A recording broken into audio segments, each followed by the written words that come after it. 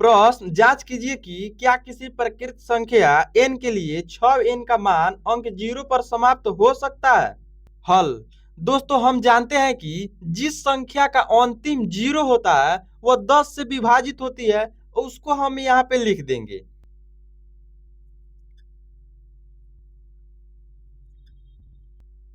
अब दोस्तों हम यहाँ लिख चुके हैं। हम जानते हैं कि जिस संख्या का अंतिम अंक 0 होता है वह 10 से विभाजित होती है।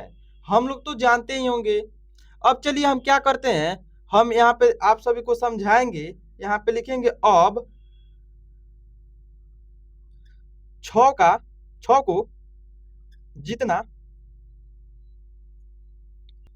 दोस्तों अब 6 को जितना बार भी अपने आप से गुना करेंगे हर बार केवल 2 और 3 का ही गुणनखंड मिलेगा। चलिए आप सभी को उदाहरण देकर हम समझाते हैं। उदाहरण यहाँ पे लिख देते हैं उदाहरण। उसके बाद हम करेंगे यहाँ पे देखिए 6 का पावर कितना हुआ 1। अब यहाँ पे फिर 6 लिख देंगे।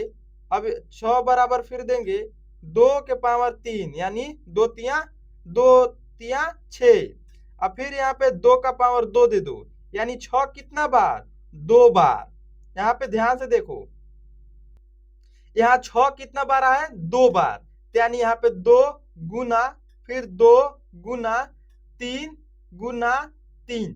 अब आप समझ रहे होंगे, अब दोस्तों आप समझ रहे होंगे ये कैसे आया। तो हम एक बार और इसको एग्जाम्पल दे देते हैं 6 के क्यू को, यानी 3 गो 6। यहाँ पे देखिए 3 गो 6 दे दिए, इसका क्या होगा तो 2 गुना 2 गुना 2 गुना 3 गुना 3 गुना 3 होगा। अब हम आप सभी को समझाना चाहेंगे कि लाइन बाय लाइन एक एक को लेकर हम आपको समझा दें।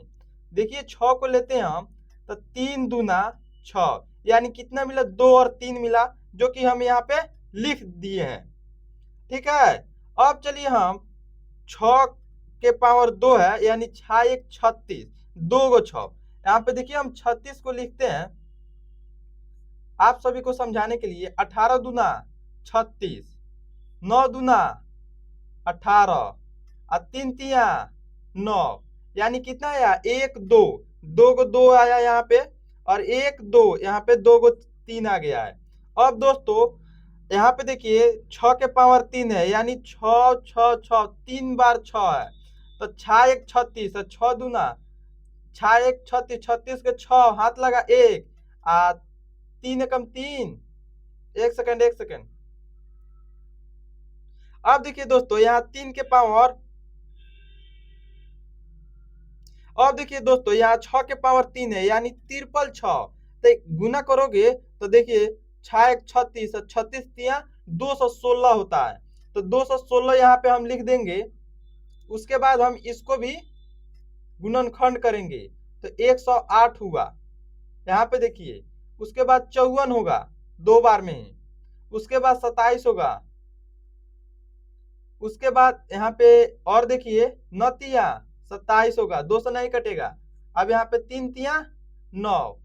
यहाँ पे देखिए कितना 3 आया है 1 2 3, 2 कितना आया 1 2 3। यहाँ पे देखिए 2 का संख्या कितना है 3 बार और 3 का संख्या कितना है 3 बार। इससे यह साबित होता है कि 6 n पर समाप्त नहीं होगा, यानी n का मान आप कोई भी रख लीजिए 1 2 3 4 5 यानी 0 पर समाप्त नहीं हो पाएगा। अब हम नीचे और लिखेंगे आप सभी के लिए। अब दोस्तों हम आप सभी के सामने जो यह उदाहरण दिए हैं इसी को लिखना है। अब क्या लिखेंगे यहाँ पे नीचे लिखेंगे अर्थात 6n में केवल 2 और 3 के गुणनफल होंगे, 5 का गुणनफल नहीं होंगे, यही लिखना है। दोस्तों देखिए हम लिख चुके हैं यहाँ पे अर्थात 6n में केवल 2 और 3 के गुणनफल होंगे, 5 का गुणनफल नहीं होंगे। आपको उदाहरण में देखिए समझाए हूं ऊपर। अब दोस्तों नीचे लिखेंगे लेकिन। देखो दोस्तों हम यहाँ पे लिख चुके हैं लेकिन किसी संख्या का अंतिम अंक 0 तभी होगा जब उसमें 2 और 5 दोनों का गुणनखंड होंगे, जो कि 6n में नहीं है। इसलिए देखिए दोस्तों, यह भी लिख चुके हैं, इसलिए 6n का मान कभी भी 0 पर समाप्त नहीं हो सकता। अब इसके बाद हम एक लाइन और लिखेंगे, निष्कर्ष। वो क्या लिखेंगे, किसी भी प्राकृतिक संख्या n के लिए 6n का मान अंक 0 पर समाप्त नहीं हो सकता। अब लिखते हैं, अब दोस्तों नीचे भी लिख चुके हैं, निष्कर्ष, किसी भी प्राकृतिक संख्या n के लिए 6n का मान अंक 0 पर समाप्त नहीं हो सकता। इतना सब लिखने के बाद आपको एग्जाम में इस सवाल में एक भी नंबर नहीं कटेगा। अगर यह वीडियो आप सभी को अच्छा लगा है तो इस वीडियो को लाइक करके चैनल को सब्सक्राइब जरूर करें।